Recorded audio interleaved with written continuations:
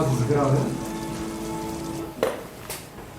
която е интересна с нейния под. Подът на тази сграда изглежда като едно шахматно поле, както и всички етажи от стълбището също изглеждат като едно шахматно поле. И фактически камерата се движи по такъв начин, че създава впечатлението за стъпването по този под и скачването по етажите, където човека преминава през това шахматно поле. Най-горе Нил среща за първи път Морфей, който се явява по-нататък негов учител. И това, което е направило впечатление на мнозина хора, е, че този шахматен под много наподобява пода на масонските храмове, които в своя център имат едно шахматно поле.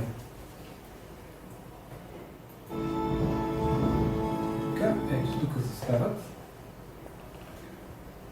Това е един друг интересен момент от филма, когато Нил вече е изваден, спасен от матицата и започва неговото обучение от Морфей.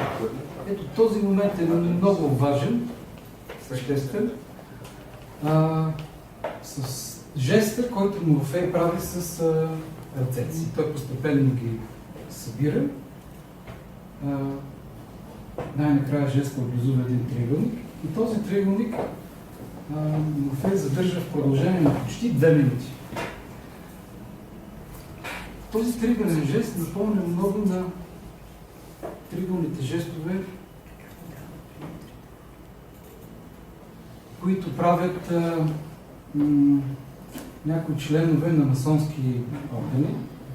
Това е един от разпознавателните масонски жестове и той напоследък придоби особена популярност благодарение на главно на Ангела Меркел, която го изпълнява в редица официални нейни срещи.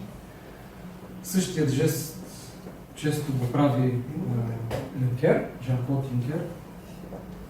Забелязва се много често да се прави, по малко модифициран, издължен начин, също от президента на щатите Тръмп и от редица други индивидуалности, като например Якоб Ротшилд, настоящия глава на фамилията Ротшилд, в нейният английски клон Кристалина Георгиева. Това е един от президентите на Съединените американски щати. Това е Гари Каспаров. Този жест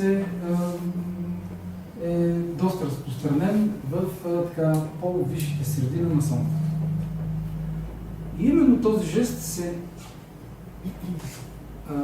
изпълнява от Морфей, който забележете как задържа, прави крачки, показвайки същия жест, приближавайки се до него.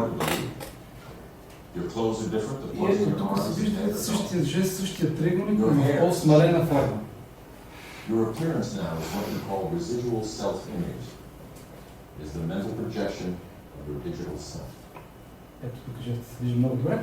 В този момент се появява един подобен триъгълен жест върху гърба на този телевизор.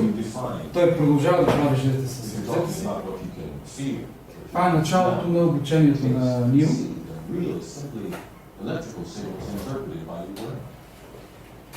Ето той продължава да прави жеста и от тук, сваляйки ръцете си, се насочваме към телевизора, на чието гръб беше същия този триъгълник.